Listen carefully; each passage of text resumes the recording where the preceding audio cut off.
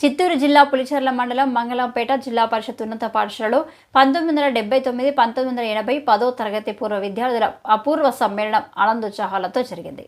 4 దశాబ్దాల క్రితం పాఠశాలలో విద్యా బోధన చేసిన స్నేహితులు ఒకరికొకరు పరిచయం చేసుకుంటూ ప్రస్తుత జీవన ప్రయాణాన్ని తెలుసుకున్నారు. స్నేహితుల అల్లరి, ఉపాధ్యాయుల దండన, స్నేహితుల ముద్దు పేర్లు గుర్తు చేసుకున్నారు.